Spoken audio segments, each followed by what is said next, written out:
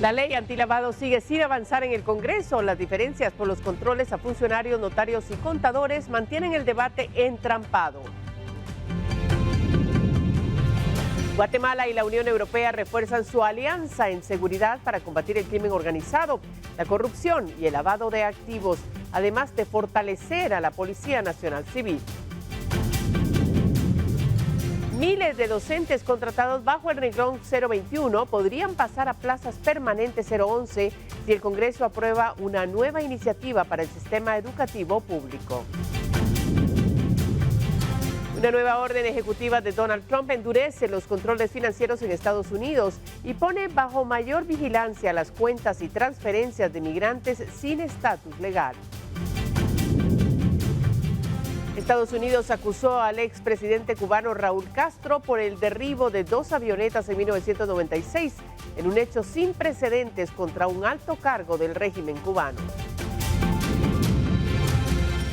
China y Rusia refuerzan su alianza en medio de las crisis globales y piden retomar el diálogo internacional ante las tensiones en Ucrania y Oriente Medio.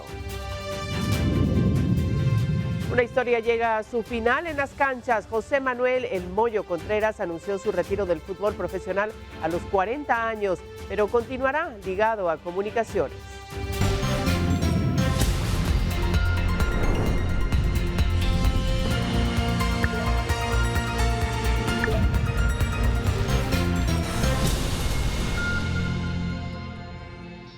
¿Cómo está? Buenas noches, es un gusto saludarlos nuevamente en este espacio. Tenemos, por supuesto, todas las noticias que usted tiene que conocer a esta hora, así es que gracias por su sintonía.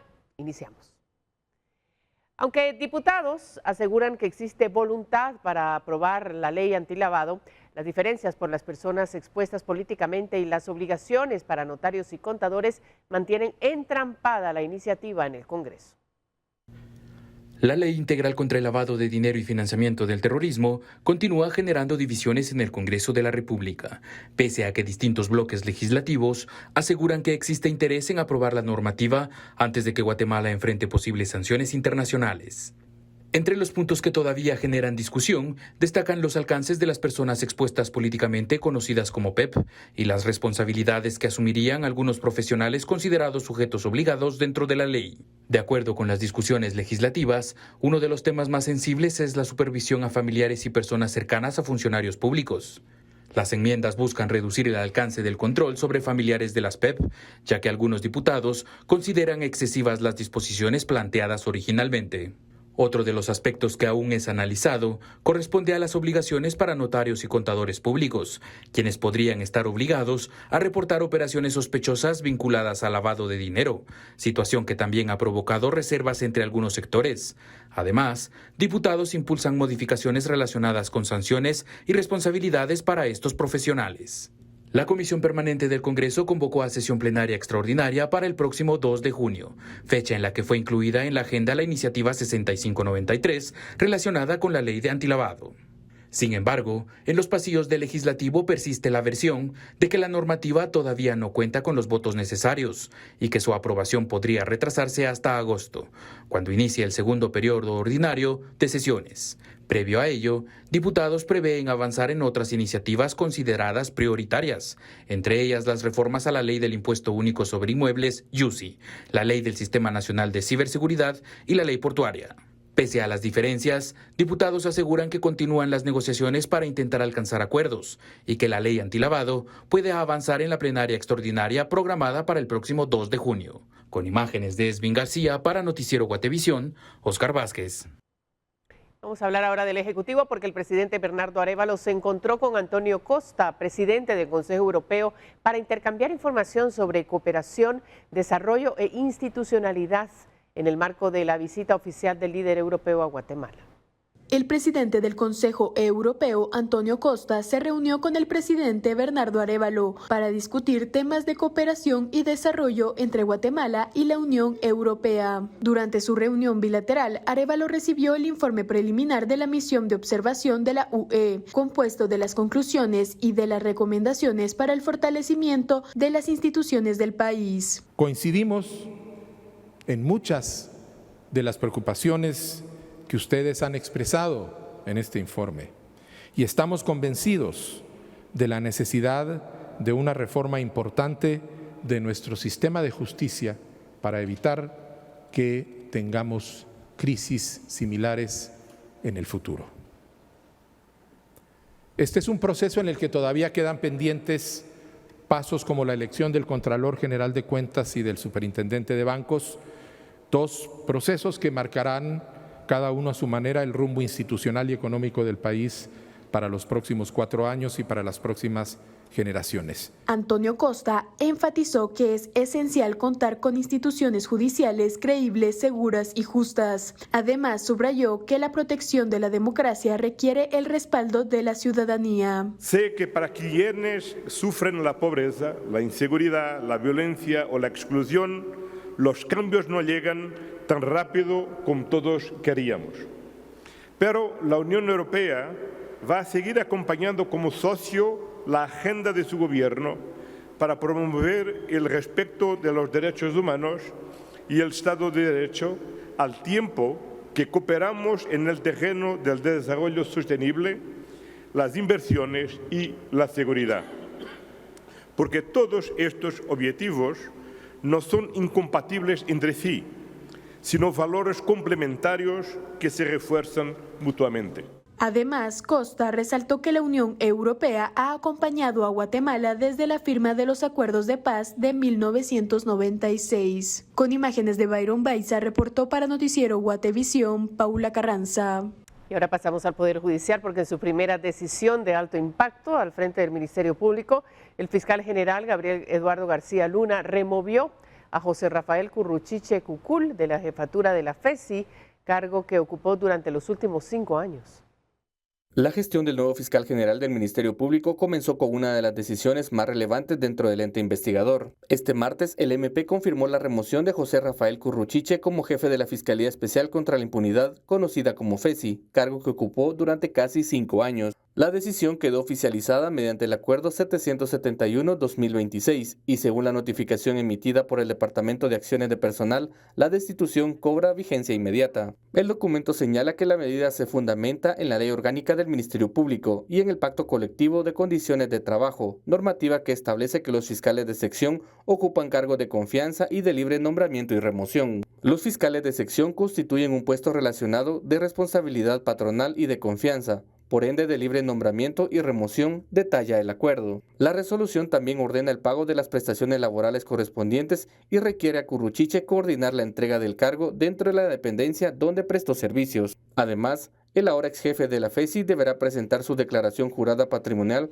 ante la Contraloría General de Cuentas, esto en un plazo máximo de 30 días hábiles derivado del cese de funciones. El oficio está firmado por Ana Contreras, encargada del despacho del Departamento de Acciones de Personal de la Dirección de Recursos Humanos del Ministerio Público. En un comunicado oficial, el Ministerio Público indicó que la decisión corresponde a un proceso de fortalecimiento y reorganización institucional, conforme a la Constitución y la normativa vigente. La institución aseguró que las investigaciones a cargo de la FESI continuarán y reafirmó su compromiso con una gestión eficiente, transparente y al servicio de la ciudadanía. La salida de Curruchiche representa el primer movimiento de alto impacto realizado por el fiscal general Gabriel García Luna desde su llegada al cargo este 17 de mayo. Con información de Evelyn Boche y Rubén Lacán, reportó para Noticiero Guatevisión, Elmer Vargas. Bueno, y tras el anuncio de la remoción de Rafael Curruchiche al frente de la FESI, hacemos un recorrido por su carrera profesional, los casos de alto impacto investigados y las controversias como fiscal.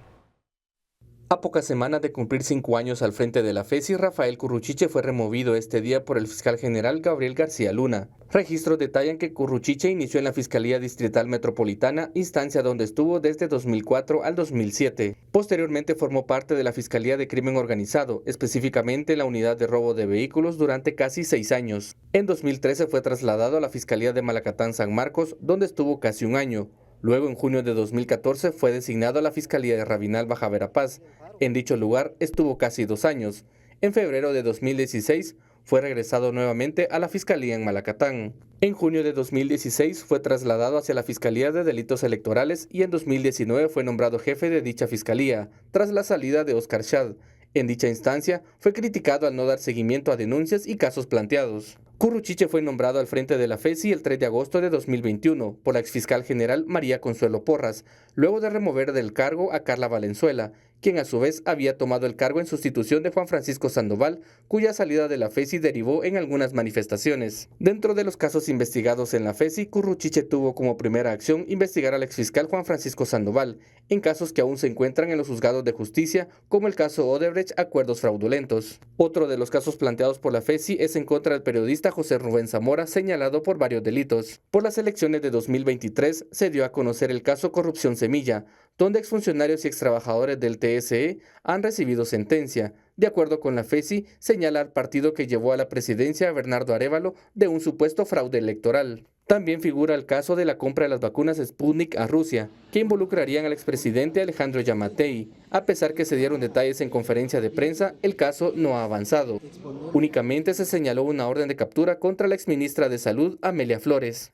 Recientemente se dio a conocer el caso UNOPS por presuntas irregularidades en la firma de un convenio millonario entre la entidad y el Ministerio de Salud. La FESI estuvo a cargo de casos como La Línea, cooptación del Estado, Transurbano y TCQ. Resoluciones judiciales han favorecido a los señalados. Al ser cuestionado sobre las sentencias dictadas por los jueces, el exfiscal Rafael Curruchiche arremetía contra Juan Francisco Sandoval, a quien señaló de hacer investigaciones sin sustento. Reportó para Noticiero Guatevisión, Elmer Vargas. Bueno, ante la destitución de Rafael Curruchiche como jefe de la FESI del Ministerio Público, se indicó que al ser un puesto de confianza, la ley orgánica del MP permite su nombramiento y su libre remoción. La destitución de Rafael Curruchiche como jefe de la FESI del MP es una de las primeras decisiones importantes en los cambios de las fiscalías que integran el Ministerio Público. La decisión fue tomada por el fiscal general Gabriel García Luna. Un comunicado publicado en redes sociales señala que el fiscal general cuenta con las facultades legales para realizar dicha remoción. La nota donde se notifica a Curruchiche para dejar el cargo hace referencia al Pacto Colectivo de Condiciones de Trabajo y a la Ley Orgánica del Ministerio Público. El documento señala que al ser un puesto de confianza, los fiscales de sección pueden ser nombrados y removidos del puesto.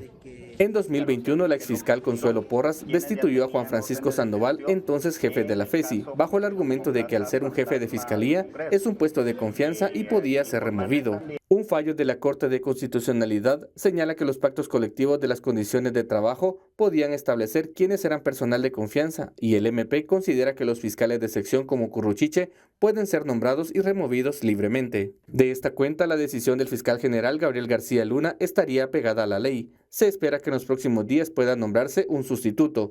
Esto mientras concluye la fase de liquidación de la FESI anunciada por el fiscal general. Reportó para Noticiero Guatevisión, Elmer Vargas. Y el abogado Eduardo Masaya acudió al Ministerio Público para interponer una denuncia contra el ahora exfiscal Rafael Curruchiche y la fiscal Leonor Morales. Para el abogado, ambos habrían incurrido en la posible comisión de delitos relacionados al caso en su contra. Esta mañana el abogado Eduardo Masaya acudió a la sede del Ministerio Público para interponer una denuncia contra el exjefe de la FESI Rafael Curruchiche y la fiscal Leonor Eugenia Morales. Para Masaya, ambos habrían incurrido en la posible comisión de 2 delitos por una serie de ilegalidades a lo largo del proceso en contra del abogado. Masaya primero se refirió contra Curruchiche. Él se encontraba realizando algunas acciones funcionales en la prosecución penal en mi contra y se presentó a audiencias en mi caso, ¿verdad? Por lo tanto existía un evidente conflicto de interés, lo cual de conformidad con la ley orgánica del Ministerio Público recae, ¿verdad?, en una falta muy grave por haber realizado acciones de carácter político y mientras él estaba fungiendo como fiscal en mi caso. En el caso contra Morales, el jurista señaló que se le habría negado el acceso al expediente judicial. En el caso de Leonor Morales, la denuncia se presenta debido a que, a pesar de que yo he sido parte procesal en este caso, me ha negado reiteradamente no únicamente el tener acceso a ciertas partes del expediente, sino que además ha denegado realizar diligencias pertinentes y útiles para la investigación que se ha seguido. Masaya presentó la denuncia por la posible comisión de los delitos de abuso de autoridad e incumplimiento de deberes. el abogado enfrenta un proceso por el caso Corrupción Semilla y para el 8 de diciembre se tiene programado el inicio del juicio en su contra en el Tribunal Séptimo de Sentencia Penal. Con imágenes de Moisés Sheikh, reportó para Noticiero Guatevisión, Elmer Vargas. Y el periodista José Rubén Zamora brindó detalles sobre el traslado de una denuncia interpuesta contra la Fundación contra el Terrorismo. Zamora señaló su preocupación sobre el manejo del expediente y el seguimiento de los casos en su contra. Además, anunció acciones legales contra exfuncionarios y jueces. Este miércoles, mientras realizaba su registro biométrico en la sede del Ministerio Público, el periodista José Rubén Zamora se manifestó sobre una denuncia que interpuso en contra de la Fundación contra el Terrorismo. Según el comunicador, el expediente ya presentaba un avance, sin embargo, fue trasladado de Fiscalía. Cuando se enteró Fundaterror, pusieron una denuncia, francamente, bueno, nada sorprende de ellos, pero dijeron que vino aquí un abogado en mi nombre, no dicen ni el nombre ni el apellido. Y dicen que sobornó al jefe de la Fiscalía en mi nombre y que soborné a todo el personal. Y a raíz de eso pidieron el apartamiento de toda la Fiscalía. O sea, ya no solo conmigo, sino que de aquí en adelante, todo el futuro por delante, ya ellos tendrían que quedar separados de cualquier caso que tenga que ver con Fundaterror. Según el periodista, la decisión del traslado habría sido de forma verbal por parte del jefe distrital Dimas Jiménez. El caso pasó de la Fiscalía de Delitos contra Periodistas hacia la Fiscalía de Delitos contra Operadores de Justicia, la cual ahora es dirigido por la fiscal Leonor Morales. Estoy poniendo un apartamiento que se aparte, que se haga de lado la Fiscalía a donde ordenaron que pasara, se llama Fiscalía de Operadores de Justicia.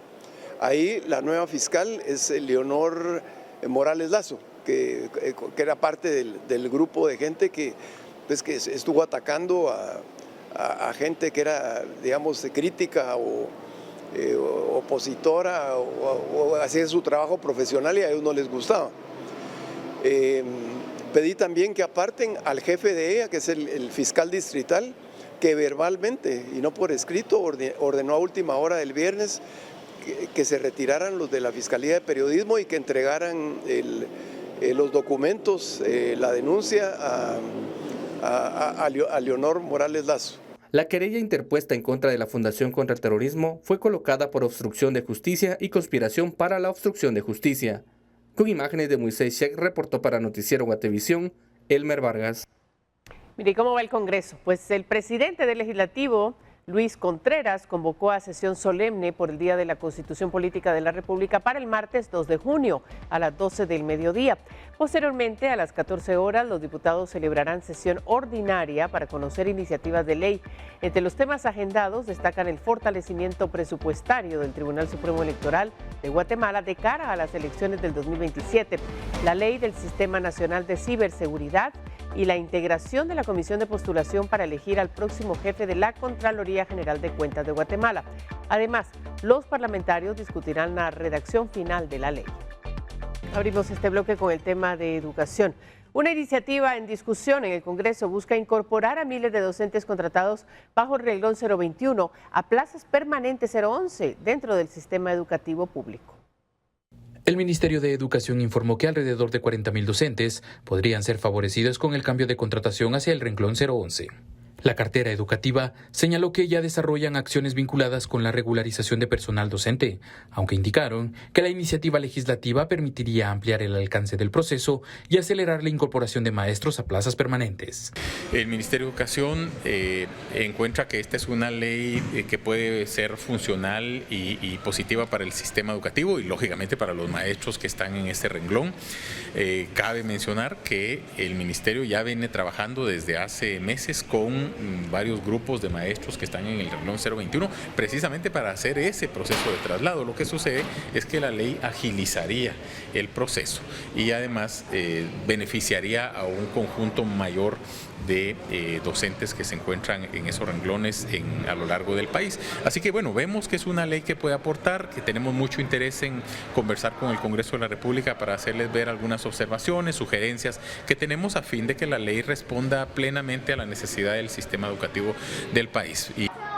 Según el viceministro, la viabilidad presupuestaria dependerá de la forma en la que se implemente el traslado, ya que la incorporación total de un solo momento representaría mayores costos para el Estado, por lo que se contempla una aplicación gradual. La clase escalafonaria depende de cada individuo, ¿verdad? Esto, como ustedes saben, el escalafón se basa en los años que pueden mostrar de servicio.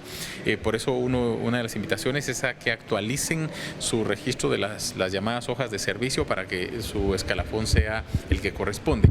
Entonces, depende de cuántos años han servido para el sistema, así serán clasificados en el escalafón correspondiente.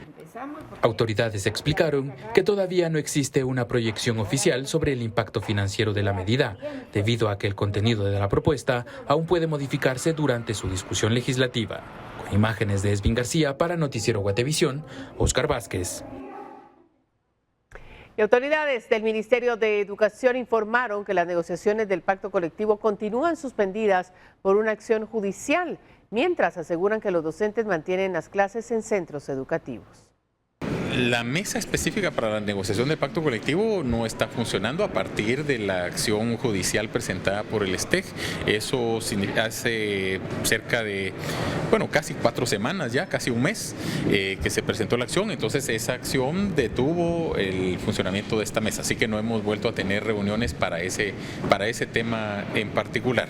Así que estamos en eso, siguiendo el proceso en las instancias judiciales como corresponde y cumpliendo con todo lo que es requerido por esas instancias.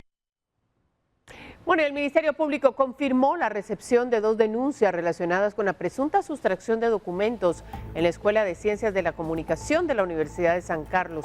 Estudiantes afectados señalan que además del posible fraude económico, desaparecieron expedientes confidenciales utilizados en el proceso de inscripción, entre ellos copias de DPI y formularios firmados, situación que mantiene en incertidumbre su continuidad académica.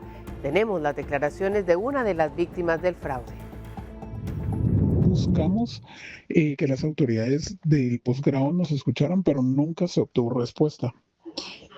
Que es de resaltar que la comunicación en la Escuela de Ciencias de la Comunicación y sobre todo en posgrado sigue siendo deficiente porque no hay una respuesta por parte de las autoridades, y cuando existen estas respuestas son acusando a los estudiantes o con un tono molesto, ¿verdad?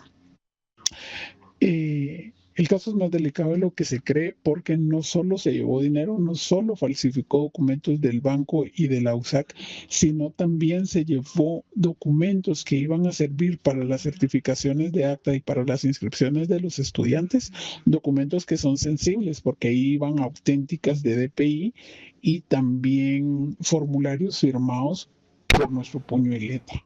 Bueno, vamos a otras cosas muy importantes. Hay reducción de multas a cambio del uso de casco. Autoridades del Departamento de Tránsito de la Policía Nacional Civil anunciaron una medida que permitiría reducir hasta en un 90% las multas impuestas a motoristas por no utilizar casco.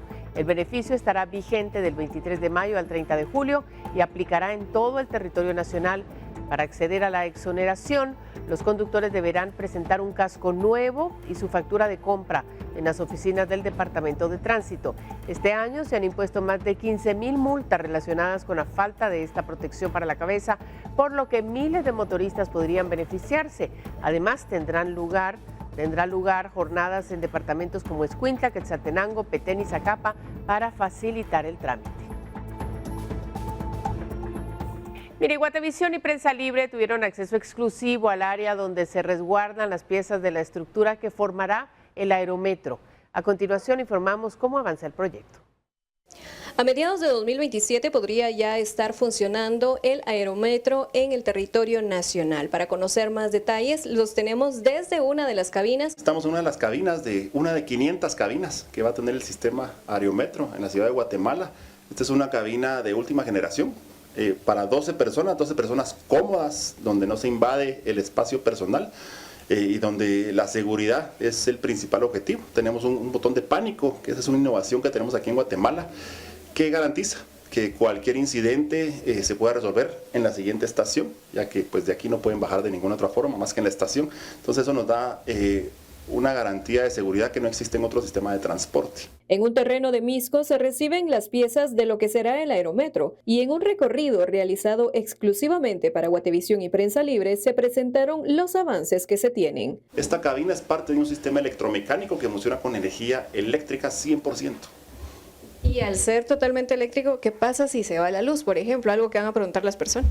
Y es una muy buena pregunta, pero tiene 3 respuestas, porque tiene 3 sistemas de generación de energía. Si falla el principal, que son los grandes motores eléctricos que están en las principales estaciones, entra un sistema secundario y en caso de que se falle, cada una de las cabinas tiene un sistema terciario, digamos, de contingencia, que hace que las cabinas logren llegar a las estaciones y que la gente se baje de las cabinas hasta que pues, se restituya el servicio normal. Y estas son parte de las que serán las torres que sostendrán cada una de las cabinas del aerometro. Como ustedes observan, hay de diferentes tamaños y algunas tendrán alturas de entre 20 y 40 metros, dependiendo de las necesidades. Por lo pronto, se avanzan en las primeras estaciones de la Plaza España al Trébol. Todos los materiales se movilizan desde el taller a las construcciones de la zona 9. Aquí lo que ven ustedes es, yo diría, el 40% de la carga que tiene que venir de Europa. Nos faltan de 700 furgones, tenemos aquí ahorita 300 más o menos. O sea que el porcentaje tal vez está un poco bajo. Pero vienen contenedores todos los días. Se están descargando entre 10 y 20 contenedores todos los días aquí. Y a ese ritmo van saliendo para armarse hoy en la estación de Montúfar, en algunas semanas en la estación de Tecunumán y en la estación de Trébol. Y sí, salen de alrededor de 2 a 4 plataformas diarias para ser armadas en el sitio de la obra. Se prevé que el servicio operará de 5 de la mañana a 10 de la noche con mantenimiento diario y un cierre anual programado para revisiones mayores. La tarifa estimada para la primera línea será de 5 quetzales y los adultos mayores no pagarán. Con imágenes de Javier González, para Noticiero Guatevisión, Mabel Saucedo.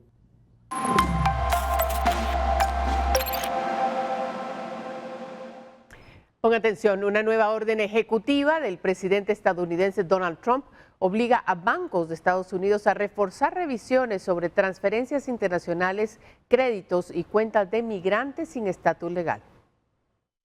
El presidente de Estados Unidos, Donald Trump, firmó una nueva orden ejecutiva que endurece la supervisión sobre transferencias internacionales de dinero y servicios financieros otorgados a migrantes sin autorización legal del trabajo, una medida que podría impactar el envío de remesas hacia América Latina. La disposición denominada Restaurando la Integridad al Sistema Financiero de Estados Unidos instruye a bancos y entidades financieras a reforzar la vigilancia sobre operaciones consideradas sospechosas, bajo el argumento de combatir el lavado de dinero, narcotráfico, trata de personas y financiamiento ilícito. Entre las actividades que estarán bajo mayor supervisión figuran las transferencias internacionales de bajo monto, depósitos y retiros repetitivos, así como el uso de plataformas de pago entre particulares. Uno de los puntos más sensibles es el uso del ITIN, número de identificación fiscal utilizado por miles de migrantes indocumentados para abrir cuentas bancarias y enviar dinero. La orden establece que este documento podrá ser considerado un factor de riesgo financiero, lo que podría derivar en revisiones adicionales o restricciones bancarias. La medida también contempla mayores controles para acceder a hipotecas, préstamos, tarjetas de crédito y otros productos financieros destinados a personas sin autorización laboral en Estados Unidos. Aunque la orden no prohíbe el envío de remesas, sí abre la posibilidad de que los bancos soliciten más documentación o apliquen filtros más estrictos o determinadas operaciones. El gobierno estadounidense indicó que las nuevas regulaciones deberán comenzar a implementarse en un plazo de 60 a 90 días. La decisión genera preocupación entre comunidades migrantes debido a que millones de familias en países latinoamericanos dependen económicamente del dinero enviado desde Estados Unidos. Con información de Natiana Gándara, reportó Andrea Domínguez.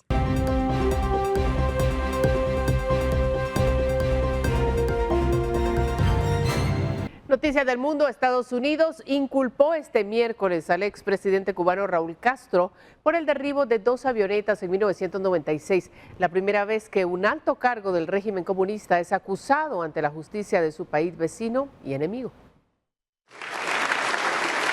El gobierno estadounidense inculpó el miércoles al expresidente cubano Raúl Castro.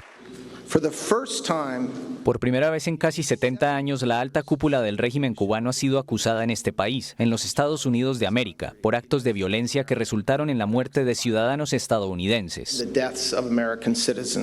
Castro es acusado de asesinato, conspiración para matar a ciudadanos estadounidenses y destrucción de aeronave en relación con el derribo de 2 avionetas hace 30 años.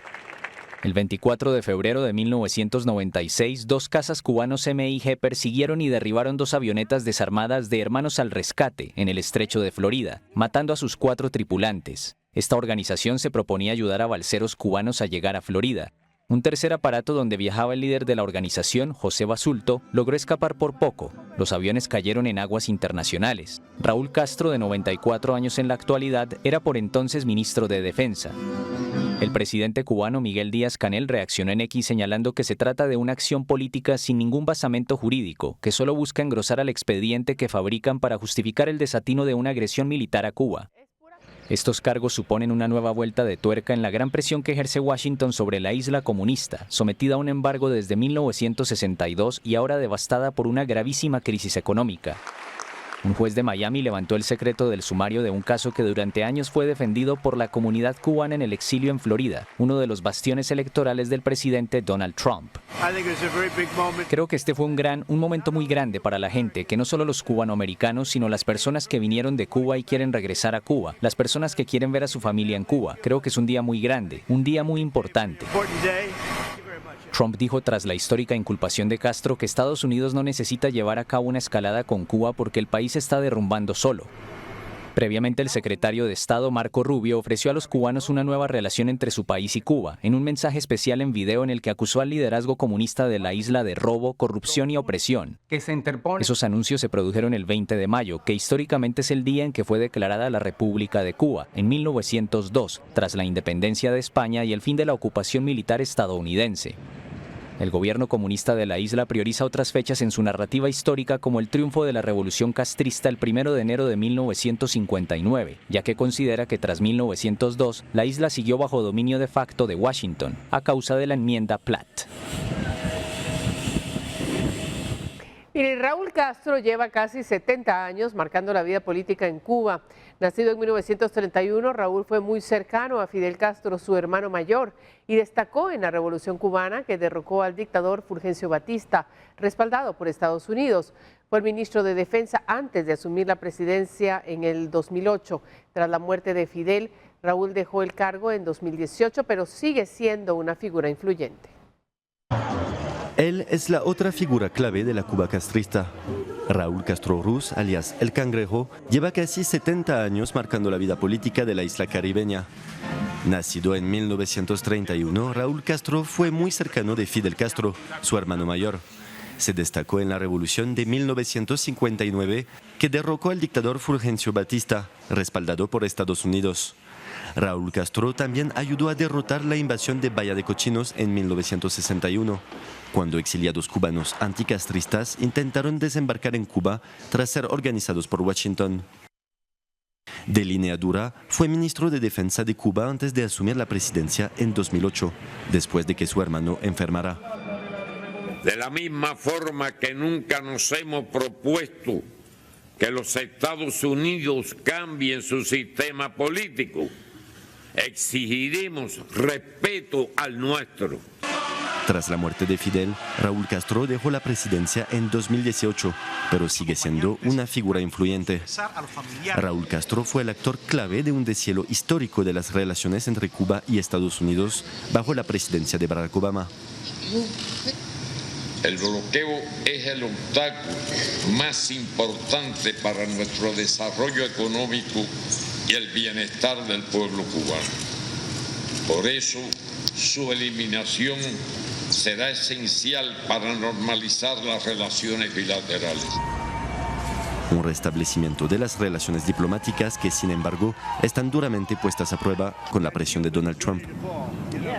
La campaña de presión actual de Washington contra Cuba apunta ahora directamente a Raúl Castro, hoy de 94 años. Fue acusado formalmente en Estados Unidos por el incidente de 1996, cuando Cuba derribó aeronaves humanitarias operadas por un grupo de exiliados cubanos, matando a 4. Audios revelados desde 2006 parecen revelar la supuesta responsabilidad de Raúl Castro en el incidente. La presentación del caso criminal contra un adversario de Washington recuerda la acusación previa por narcotráfico contra el expresidente venezolano Nicolás Maduro, aliado de La Habana.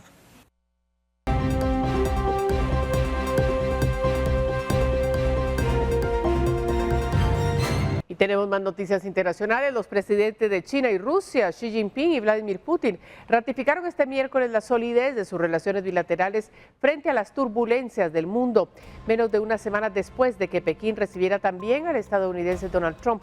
Ambos líderes se reunieron en un contexto de múltiples crisis que afectan directamente a sus países, como las amenazas de reanudación de las hostilidades en el Golfo, la continuación del conflicto en Ucrania o las tensiones en el comercio y el suministro de hidrocarburos.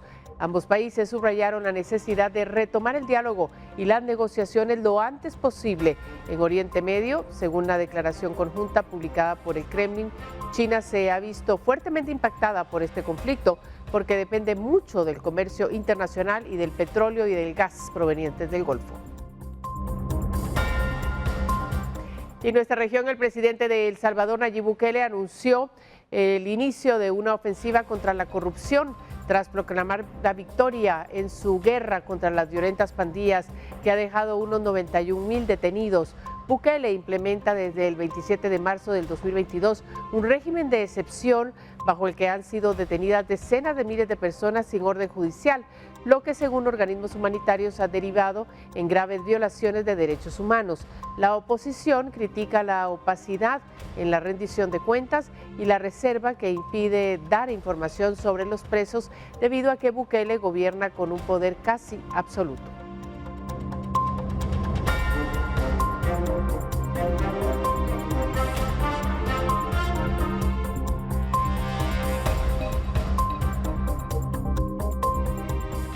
Miren, el gobierno del presidente Donald Trump reforzó los controles agrícolas en aeropuertos internacionales tras un nuevo decomiso realizado a equipaje procedente de Guatemala. El hallazgo ocurrió en el aeropuerto internacional George Bush en Houston, donde el perro detector K9 de aduanas y protección fronteriza alertó sobre una maleta que transportaba hojas frescas, chorizo, frutas, semillas y frijoles. Durante la inspección, agentes localizaron larvas de insectos ocultas entre las hojas vegetales, por lo que las muestras fueron enviadas al Departamento de Agricultura de los Estados Unidos para su identificación. El ingreso de productos agrícolas no declarados representa un riesgo sanitario, ya que puede introducir plagas y enfermedades que afecten cultivos y ecosistemas, dijeron las autoridades.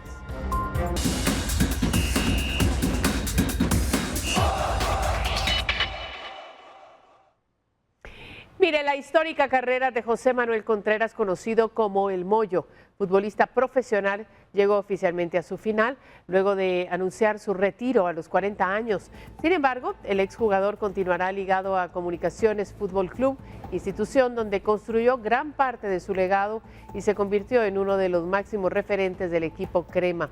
Aunque el club aún no confirma el cargo que ocupará, todo apunta a que formará parte de la estructura deportiva del proyecto institucional.